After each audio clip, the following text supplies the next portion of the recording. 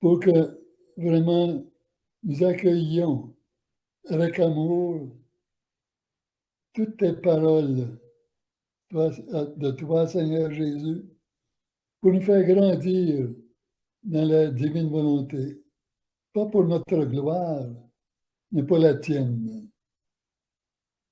Alors, ouvre tous les cœurs, tous nos cœurs ici.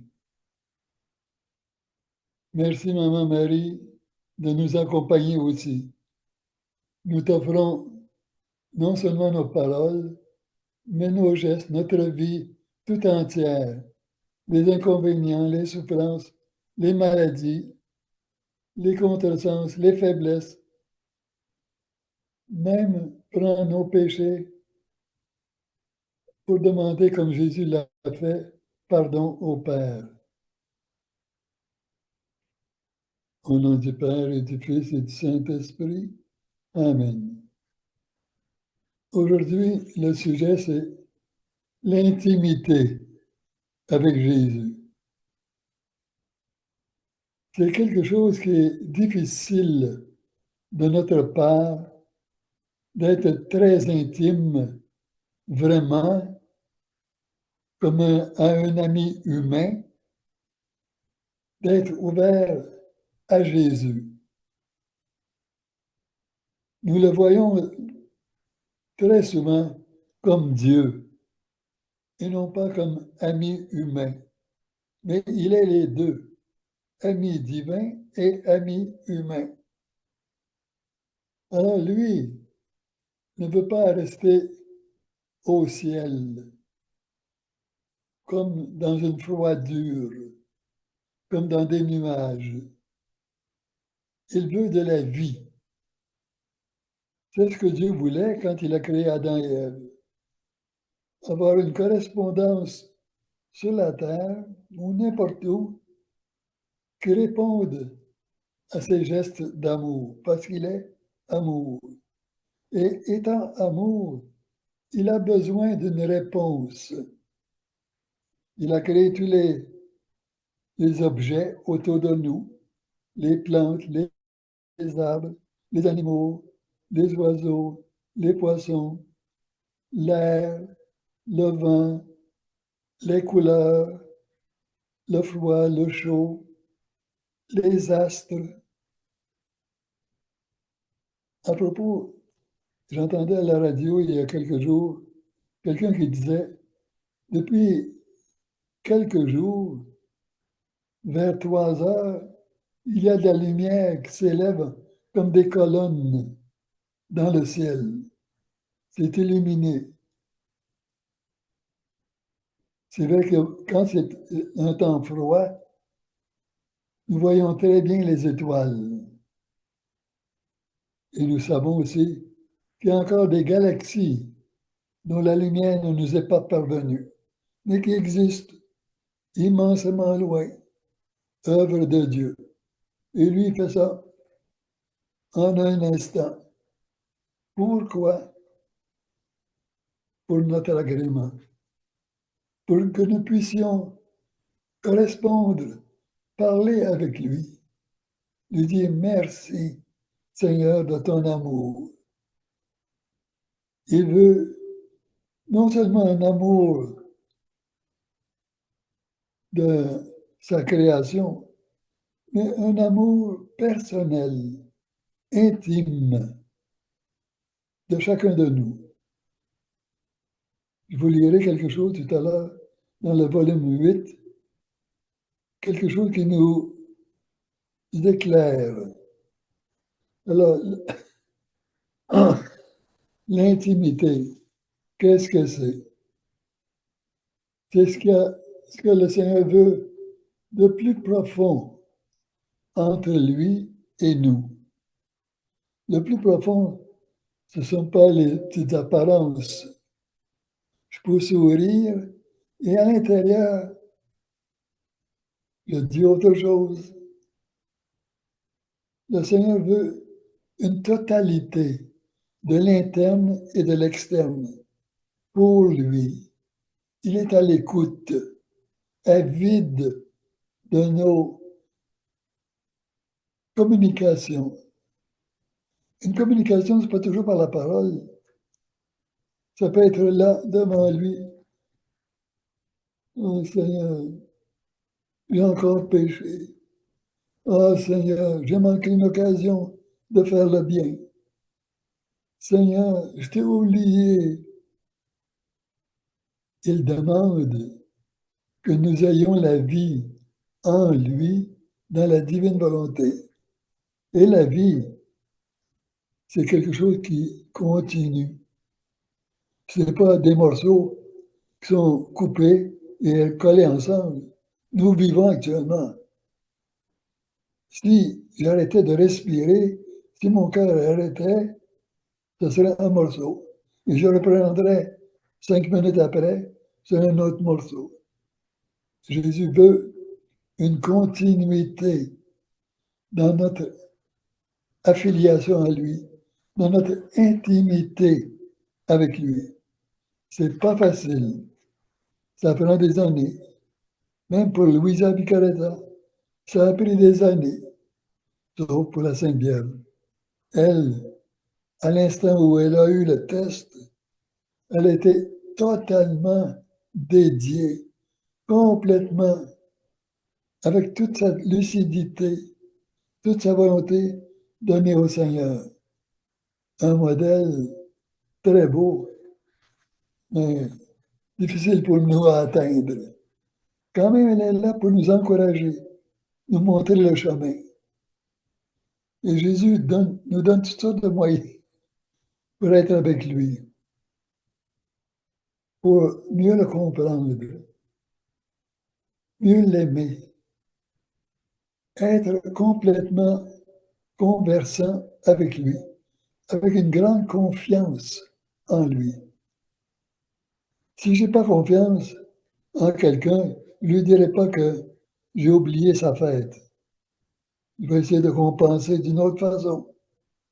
Mais si j'ai confiance, je vais dire, oh, m'excuse, j'ai oublié ta fête. C'était hier, je l'ai laissé passer. Pardonne-moi. Jésus veut que nous soyons avec lui ouverts, complètement confiants en lui. N'ayons pas peur.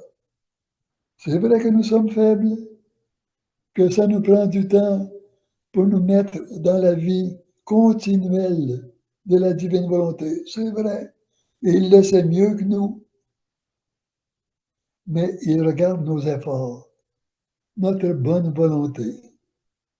Alors l'intimité, c'est un apprentissage de bonne volonté, de don de soi à l'autre et de réception de l'autre, sans critiquer l'autre. Jésus, quand nous venons à lui, ne nous critique pas. Il peut nous avertir, attention, attention. Il y a le malin qui rôde, je te donne des moyens, les sacrements, va te confesser, reçois la communion régulièrement, mais pas avec des péchés graves sur le cœur. Viens me parler. Dis-moi ce que tu trouves de difficile. Souvent, ce qui est difficile, ce ne sont pas les gens qui sont à l'étranger, ce sont ceux qui sont autour de nous. Et quelques-uns arrivent à les voir quasiment comme des ennemis. Pourtant, ce ne sont pas des ennemis, ce sont des amis. Mais étant près l'un de l'autre, on voit leurs faiblesses, comme ils voient nos faiblesses. Jésus, lui, accepte tout. Pour les autres, c'est un peu plus difficile. C'est pour ça qu'il faut commencer avec l'intimité avec Jésus. Être ancré en Jésus. Lui dire tout. Ah Seigneur, je me sens paresseux, paresseuse aujourd'hui. Seigneur, j'ai oublié ma prière du matin, la prière préalable. Je peux la faire durant la journée? Le Seigneur dit, le Seigneur Jésus va dire, mais oui, fais-la. Alors, nous nous reprenons. Et si nous avons compté un petit mensonge ou un gros mensonge, Ah Seigneur, tu vois comme je suis. Pardon, pardon. Demandons pardon le plus tôt possible, avec confiance. Et lui va nous pardonner. Aussitôt que nous lui demandons pardon, il nous pardonne parce qu'il est bon, amour. Il veut notre bien. Il ne veut pas nous écraser, nous humilier pour rien. Il peut permettre que nous soyons humiliés quelquefois, soit pour notre bien, soit comme souffrance pour aider d'autres qui en auraient besoin. L'intimité, c'est d'être à l'écoute de celui qu'on aime. Et Jésus, on l'aime au début, puis notre amour grandit. Comment l'amour grandit-il? Par la confiance, par la communication avec lui, intérieure ou extérieure, mais plutôt intérieure. Extérieure, ça se fait par les sacrements, les prières, les gestes. Quelquefois, ce n'est pas à 100%, mais ce qui est en nous, le vrai, là, c'est le 100%. C'est pour ça qu'il nous dit, je regarde la bonne volonté. Reprends-toi, de nouveau, de nouveau. Lui ne se lasse pas. Ne pensons pas qu'un jour, il va accumuler les péchés graves ou les péchés véniels ou les imperfections. Il va dire, c'est assez, c'est fini. Jamais, jamais. Plus nous nous relationnons avec lui, plus nous le rendons heureux. Et ça, il le dit dans les livres du ciel souvent. Alors, je vais vous lire quelque chose. C'est le volume 8, le 9 février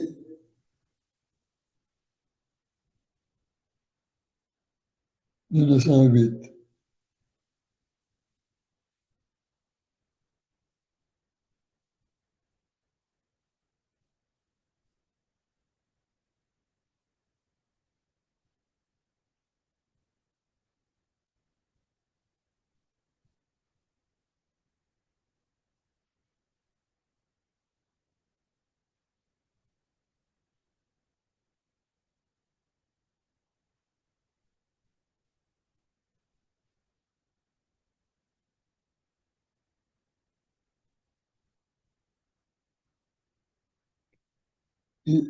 Louisa dit à Jésus, Seigneur, tiens-moi toujours serré sur toi, parce que je suis trop petite, et que, étant si petite, tu pourrais me perdre, m'échapper. Il me répondit, je veux t'enseigner la manière d'être avec moi. Premièrement, tu dois entrer en moi, te transformer en moi et prendre pour toi ce que tu trouves en moi. Alors, c'est de dire, Seigneur Jésus,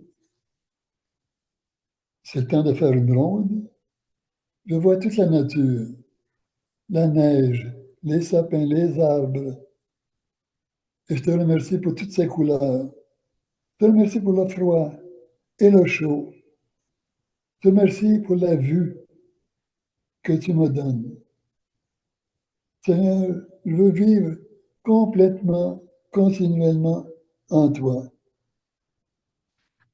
Il dit, deuxièmement, quand tu te seras rempli de moi complètement, ça prend du temps un peu, sors à l'extérieur de toi-même et opère en coopération avec moi, comme si toi et moi ne faisions qu'un. Opère, ça veut dire faire des gestes, faire quelque chose. De telle manière que si je bouge, tu bouges aussi. Et si je pense, tu penses à la même chose que moi.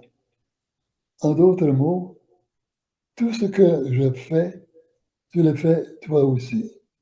Alors, pour savoir ce que Jésus veut, il faut faire l'effort d'être à l'écoute, de dire, Seigneur Jésus, je suis avec toi, éclaire-moi, envoie-moi ton esprit pour me remplir d'amour.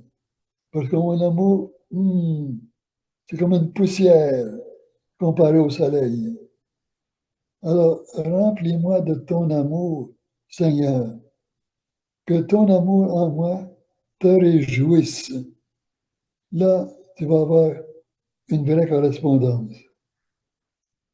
Troisièmement, avec ces actes que nous avons faits ensemble, soit de prier, manger, travailler, parler à d'autres, encourager d'autres, euh, souffrir, la maladie, le découragement, la pauvreté, toutes sortes de choses.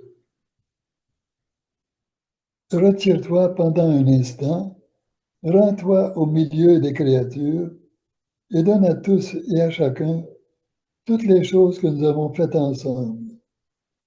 Donne ma vie divine à chacun. Elle était plus avancée que nous. Alors, il y avait une correspondance entre Jésus et elle. Quand il pensait, elle pensait. Quand elle pensait, il pensait. Ensemble. Nous ne sommes pas rendus là. Mais nous pouvons le dire. Seigneur Jésus, je voudrais donc être en coopération avec toi continuellement. Mais je suis distrait, pris par toutes sortes d'occupations qui m'enlèvent mon union avec toi, mon intimité avec toi. Donne ma vie divine à chacun.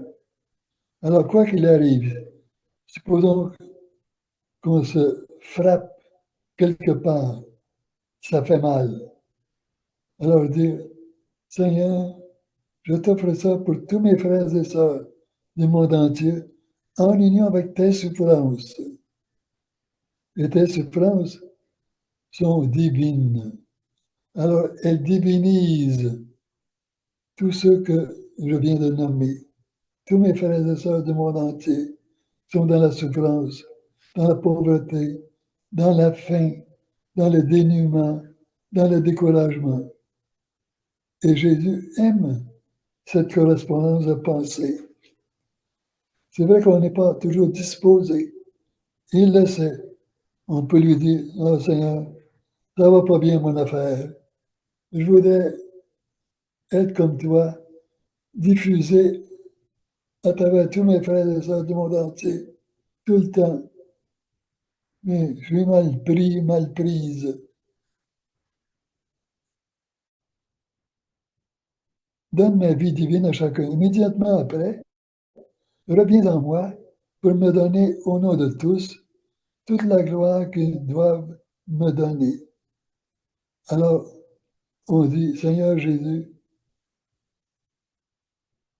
je voudrais te rendre gloire le plus parfaitement possible. Et je le fais aussi au nom de tous mes frères et sœurs. Seulement de 2025? Non, de tous les lieux, de tous les temps. Parce que pour Jésus, tout est présent. Il n'y a pas de passé, présent, futur. Tout est présent. Alors, même ceux d'autrefois, qui sont morts il y a des siècles, des milliers d'années, nous pouvons les faire revivre. Parce que pour Jésus, ils sont vivants. Nous, ils apparaissent morts avec notre petitesse de vue, mais pour Dieu, ils sont toujours vivants. Il n'y a personne de mort. Prie, excuse-les, répare, aime. Oh oui, aime-moi pour tous.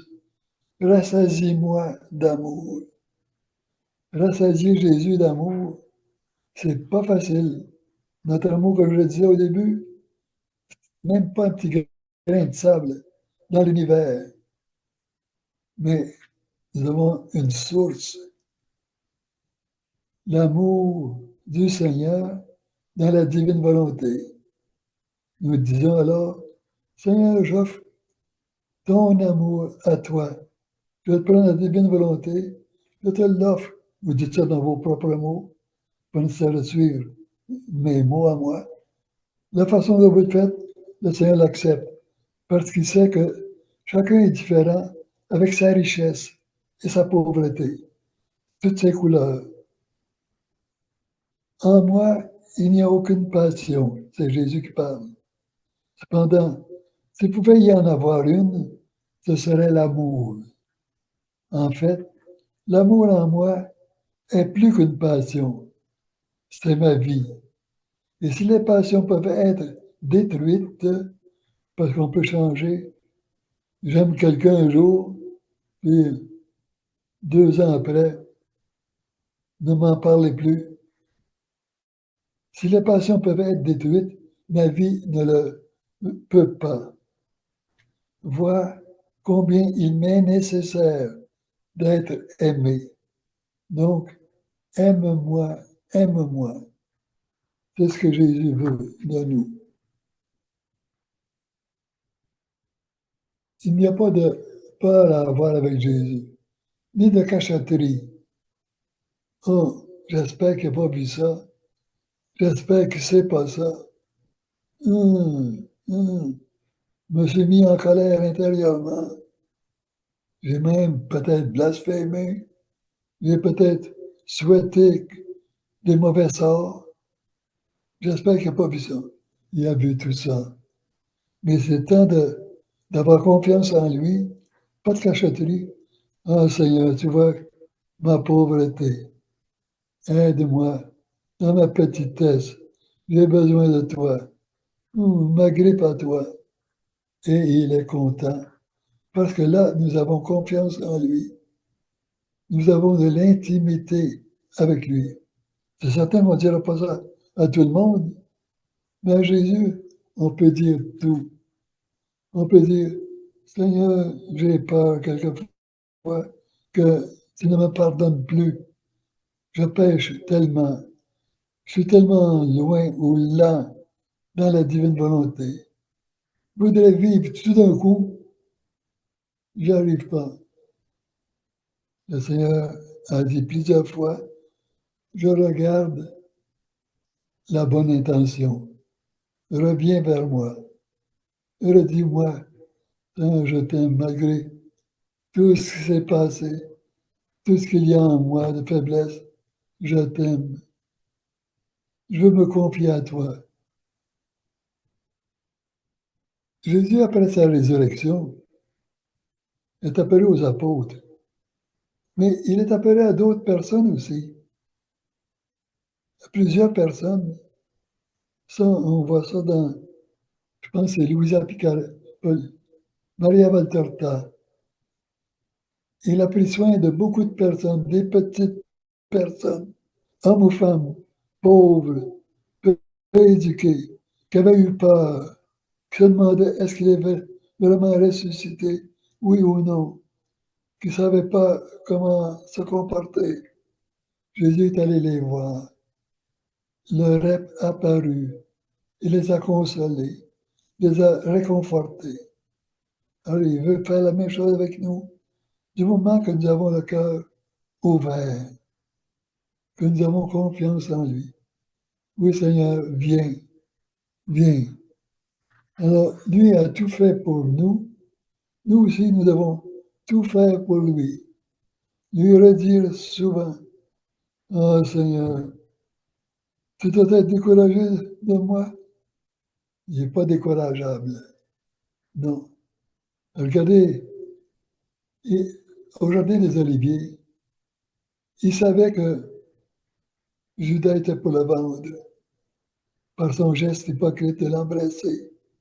Mais Jésus l'a embrassé, lui donnant une chance encore de se reprendre. Il l'a pris dans ses bras et il l'a embrassé, comme s'il était son vrai ami. Alors même là, à celui qui le vendait pour le détruire, il était ouvert. Nous ne sommes pas tous des Judas, d'une façon peut-être, mais pas autant que Judas Iscariote.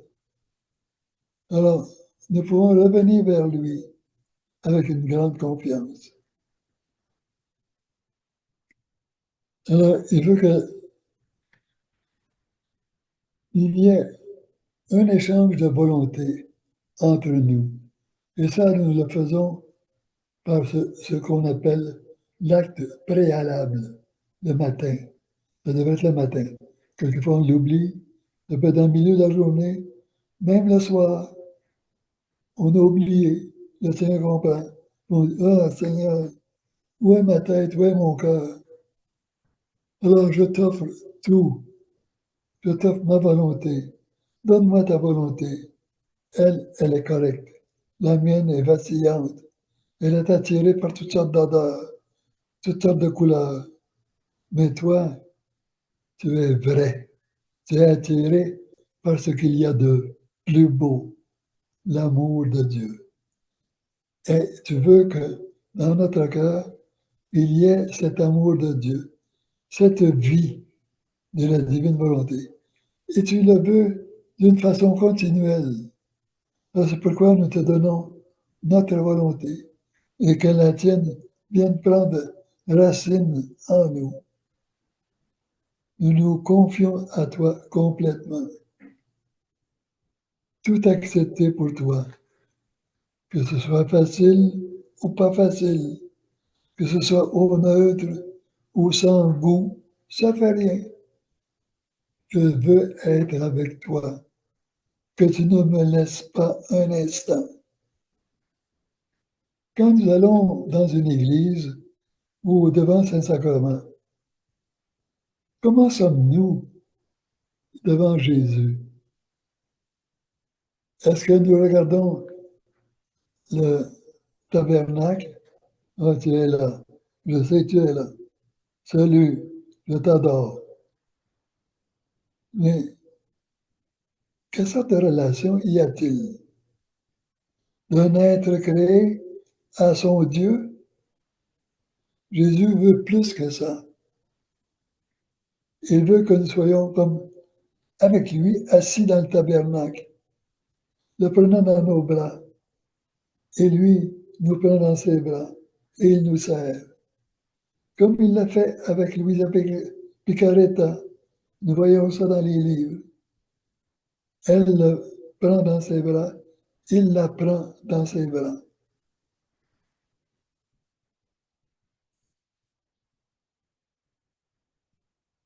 Alors, il veut une union suprême. Alors, il y a une référence, volume 9, le 1er novembre 1910.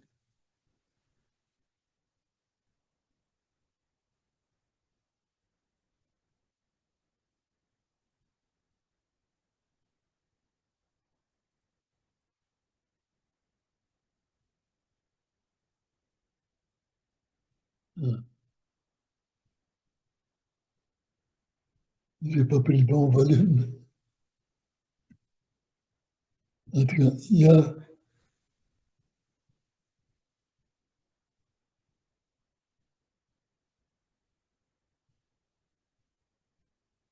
y a pour l'union suprême de Jésus de nos cœurs, il y a trois normes, trois armes pour y arriver. Tout d'abord, la pureté d'intention. Ensuite, tout faire par amour pour Jésus. Mettre cette intention. Seigneur, je mange par amour pour toi. Seigneur, je fais de la couture, je fais un autre travail, je parle à quelqu'un, j'explique quelque chose par amour pour toi. Lui ne défaille pas dans son intimité avec nous. C'est nous qui le regardons de loin. Quand nous arrivons, quand je dis, devant le tabernacle, quelle est notre réaction? Souvent, c'est de regarder, ah, il y a une boîte là, et lui, il est là, vivant, une petite hostie. On ne voit pas plus loin que ça. Alors qu'en fait, quand nous arrivons devant le tabernacle, lui sort invisible, il vient s'asseoir avec nous, ou bien il nous prend dans ses bras et il nous dit, dis-moi des mots d'amour, dis-moi que tu m'aimes, malgré tous tes péchés, malgré ta faiblesse, malgré tes découragements, malgré tes douleurs, malgré ta colère, malgré le fait qu'on t'a fait mal d'une façon ou d'une autre. Dis-moi tout, redis-le-moi, je sais tout, mais j'aime que tu me le dises, que tu m'en parles. C'est une marque de confiance. Alors, c'est ça la pureté d'intention. Ah Seigneur, je voudrais donc te plaire, faire comme tu veux, comme Luisa Picaretta a fait vers la fin de sa vie, comme la Sainte Vierge l'a fait continuellement, et elle le fait toujours. Parce qu'une fois que nous sommes emboîtés dans la vie divine, là c'est dans l'éternité. Nous ne le voyons pas, mais Jésus le ressent. Il voit très bien ce que nous désirons dans notre cœur. Il veut que nous sachions qu'il est bienveillant envers nous d'une façon totale, qu'il n'est pas là. Encore toi, je te vois venir. Ah, tu m'avais dit que, et là, regarde-toi. Ce n'est pas l'attitude de Jésus. Il ouvre ses bras, il vient nous secourir. Il nous secoue pour enlever ce qui est sale. Nous secouer, c'est quelquefois des inconvénients, des petites maladies, la tristesse, la souffrance. La souffrance n'est pas seulement physique, il y a la souffrance morale, intellectuelle. Seigneur, je ne comprends pas tout dans la divine volonté. Aide-moi. C'est une souffrance de pas tout, de pas se souvenir de tout ce qu'on a lu. Il faut le relire, le relire. Reconnaître que le bonheur vient de Jésus. Quand je le regarde dans le tabernacle, je devrais dire, Seigneur Jésus, tu es dans mes bras, je suis dans tes bras. Merci, merci. Tu es mon meilleur ami. Je peux me confier à toi. Je ne sais pas quoi faire, là. Est-ce que je fais ceci ou ça? Éclaire-moi, je t'en prie. Puis des fois, il faut demander longtemps, revenir plusieurs jours afin d'être éclairé et de dire, je, si je comprends bien, je vais poser ce geste.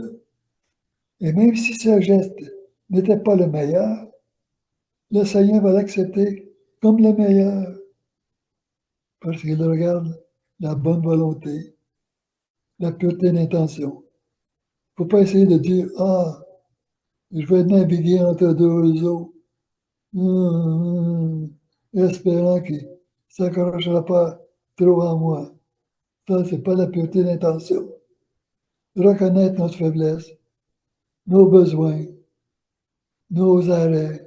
Oh Seigneur, pour 3 jours, j'ai tout oublié complètement. Ah, quelle tête plate que j'ai, quel cœur vide. Le Seigneur m'a dit, non, tu n'as pas un cœur vide, tu as un cœur qui est là pour aimer. Reprends-toi. Moi, je suis toujours là qui t'aime.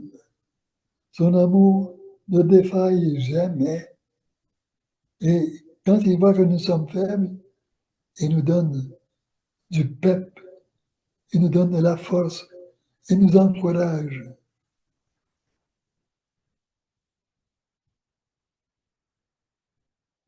Je, voici, volume 35,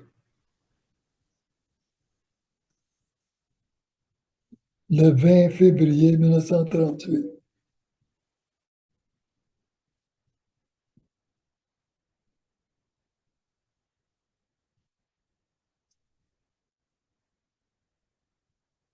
Le titre est ceci: Comment Jésus, dans son incarnation, a fait de lui-même un Jésus pour chaque créature. Imaginez, pour chacun de nous. Alors, il y a un Jésus pour chacun de nous. Il le dit, pour chaque créature qui existera, afin que chacune d'elles puisse avoir un Jésus à sa disposition. Il dit ici, en parlant à Louisa, ma petite fille de ma volonté, tu dois savoir que mon amour est si grand qu'il a besoin d'être libéré et de confier ses secrets à la personne qui vit dans ma volonté, afin qu'en prenant conscience de toutes choses, nous puissions l'aimer d'un seul amour et répéter en elle tout ce que j'ai fait en moi-même. Alors, toute la vie qu'il a eue sur la terre, il veut la répéter en chacun de nous et diviniser non seulement nos actes, mais toute notre vie. Écoute, Louisa, les excès auxquels mon amour s'est livré en me faisant faire des choses inouïes et incroyables pour les esprits créés.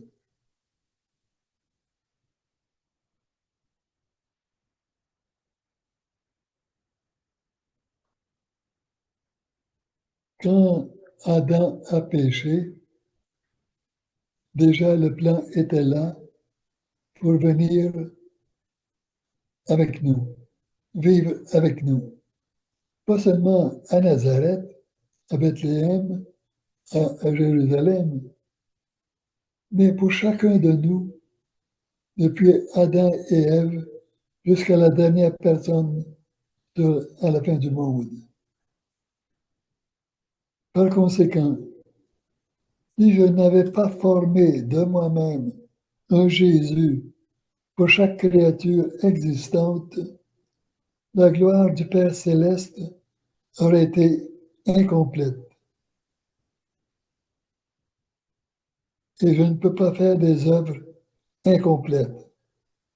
Mon amour aurait été en guerre contre moi si je n'avais pas formé beaucoup de Jésus, premièrement pour notre propre gloire et décorum, et ensuite pour donner ce bien complet à chaque créature.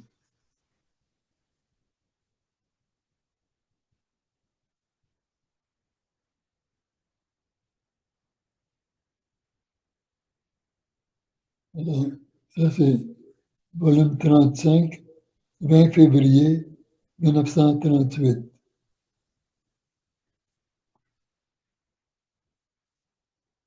Il y a aussi, dans le même volume 35,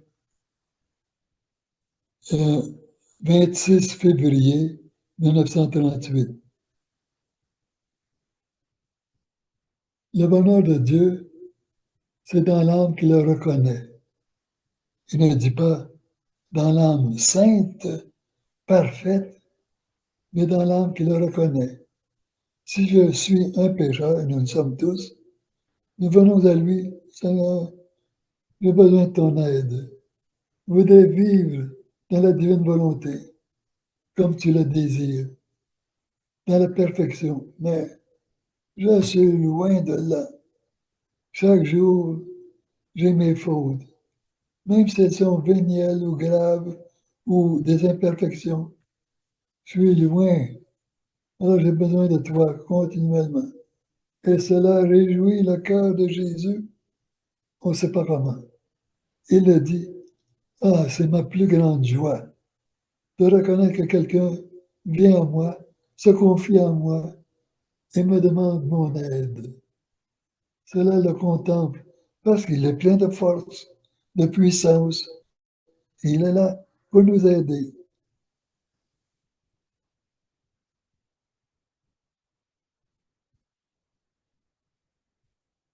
Après nous avoir reconnus dans nos œuvres tout ce qui est autour de nous, les animaux, les oiseaux, les poissons, les arbres, toute la floraison, le vent, le feu, le froid, le chaud, la lune, les étoiles qui sont près de nous, les grosses étoiles, les galaxies dont on nous parle, qui sont des amas d'étoiles.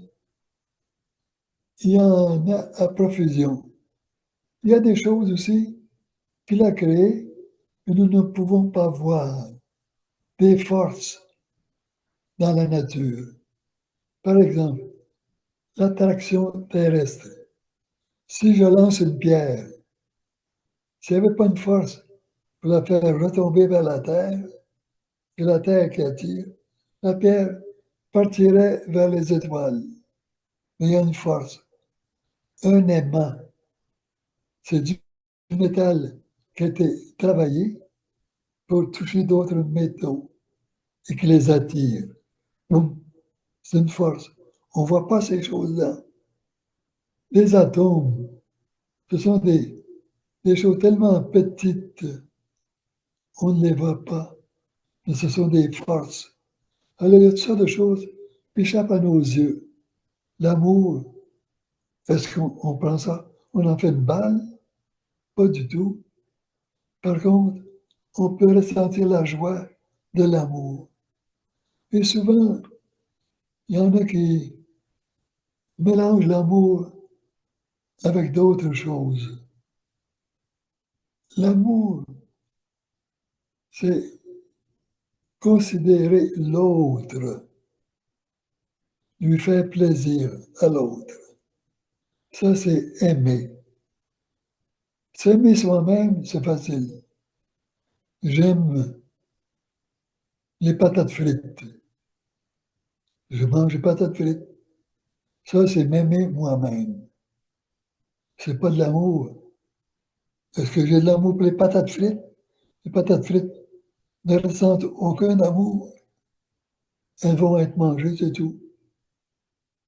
Alors, le vrai amour, c'est dirigé vers quelque chose d'autre. Que ce soit un animal, encore mieux une personne, encore mieux Jésus. Que ce soit le Père, le Fils ou l'Esprit Saint. Et notre maman Marie, nous avons cette possibilité de les aimer, de projeter notre amour vers eux pour leur faire plaisir, les faire sourire, soulager Jésus. Jésus, dans les 24 heures, dit quelquefois, ah, si quelqu'un pouvait prendre une goutte du calice de mon amertume, du calice de mes souffrances, une goutte, je sentirais la présence de cette personne-là et ça me soulagerait. Au jardin des Oliviers, les trois apôtres, ils avaient trop bien mangé probablement, se sont endormis 3 fois. Il est allé les voir, restez éveillés avec moi. Il voulait sentir leur présence, leur désir d'être avec lui, leur coopération. Non pas de prendre toutes ses souffrances, non, pas du tout. C'est seulement lui qui pouvait prendre ces souffrances-là, de voir le mal dans le monde, d'en demander pardon à son Père. Seulement lui pouvait faire cela d'une façon correcte. Mais il voulait, les apôtres, être présents avec lui. Alors souvent, il nous demande d'être présents avec lui. Quelquefois, en acceptant des petites souffrances, des contretemps, que notre volonté ne soit pas accomplie, que nos goûts ne sont pas remplis.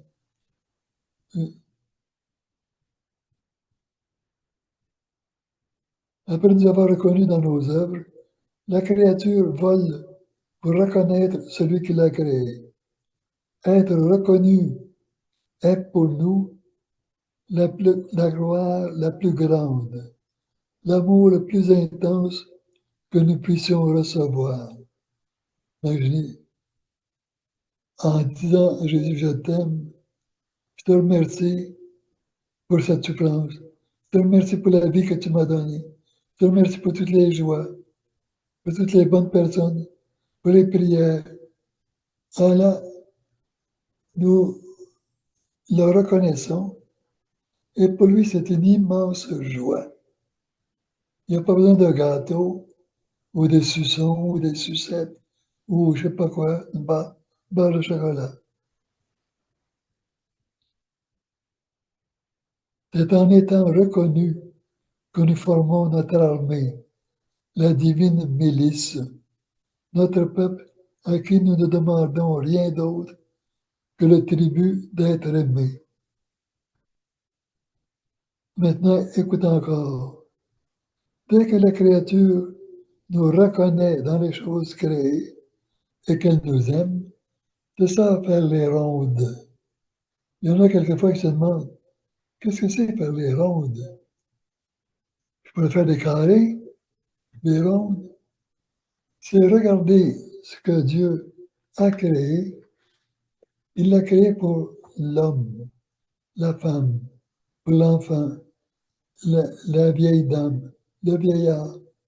Il l'a créé pour l'être humain, que ce soit les arbres, les arômes des fleurs, le bien-être de la nourriture, les remèdes dans la nature ou fabriqués par l'homme.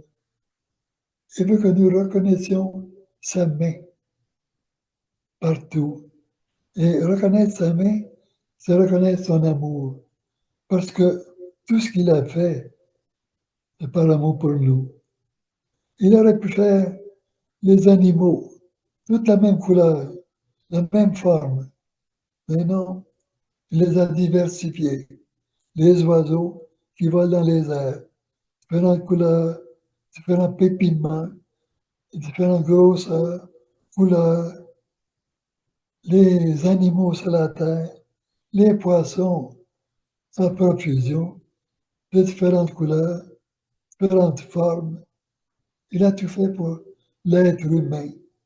Les fleurs avec leurs arômes, leurs couleurs, les arbres, les différentes sortes d'arbres, les différents bois dont nous pouvons nous servir.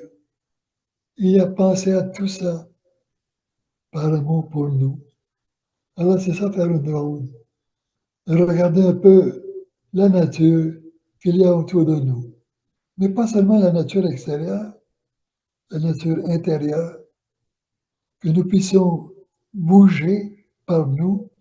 On parle des robots maintenant qui peuvent marcher tout seuls, mais un robot n'a pas tout ce que l'être humain a. Nous avons le cœur, nous avons la pensée, nous avons la reconnaissance, le remerciement, la joie, la tristesse.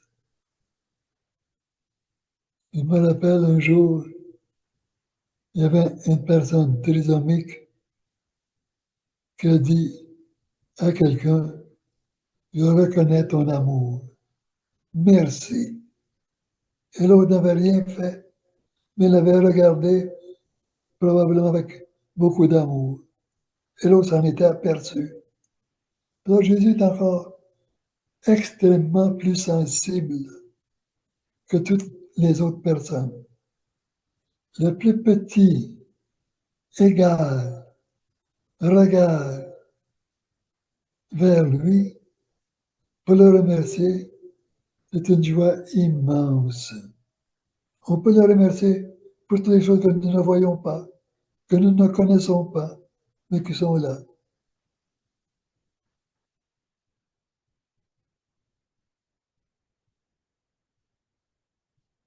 Maintenant, écoute encore. Dès que la créature nous reconnaît dans les choses créées et qu'elle nous aime, nous scellons en elle une note d'amour et de bonheur pour son Créateur. Et en continuant à reconnaître son Créateur, elle nous reconnaît et nous reconnaissons notre être divin en elle. Alors lui se voit en nous quand nous le remercions, quand nous l'apprécions, quand nous nous confions à lui, même dans notre bassesse. Si tu savais, il dit à Louisa, ce que signifie se reconnaître l'un l'autre. Notre amour, en étant aimé, nous donne la paix et aime plus intensément la personne qui l'aime. C'est ça, faire une ronde. Regarder les choses créées, soit des objets, soit des sentiments, des attitudes, et le remercier. Alors, c'est ça, faire une ronde et le remercier pour tout. On peut faire ça, la même chose chaque jour, ou différents objets chaque jour. Il atteint un tel excès que pour se reconnaître dans la créature, il se crée lui-même. Mais pourquoi faire? Pour se reconnaître dans la créature et être aimé.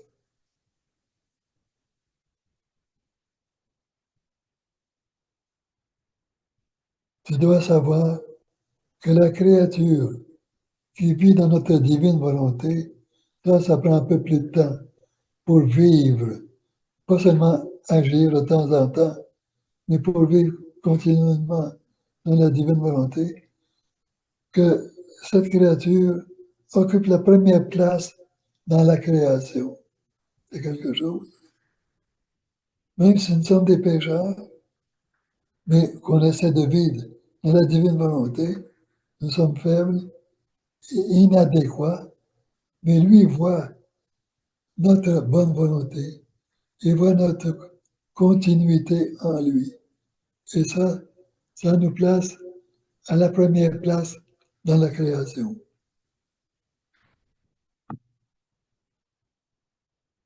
L'amour de Jésus couvre la multitude de nos péchés. Il supporte tout. Il est patient pour tout. Il n'y a rien de mesquin en lui, rien de méprisant. Il ne connaît pas la division. Il ne nous pousse pas à la révolte. Sa miséricorde envers nous est pour tout. Avoir une confiance jusqu'au dernier instant de notre vie. Ne pas se dire, j'ai péché, j'ai fait ci, oh Seigneur, doit être dégoûtant, dégoûtant à tes yeux. Jésus, à Gethsemane, a demandé pardon justement pour tout ça. Et il a obtenu le pardon du Père. Et il a même ajouté toute la souffrance de son chemin de croix jusqu'à sa mort sur la croix. Alors, remercions-le, ayons confiance en lui, soyons intimes avec lui, disons-lui tout, n'ayons pas peur d'exagérer. Au nom du Père et du Fils et du Saint-Esprit. Amen. Merci à tous.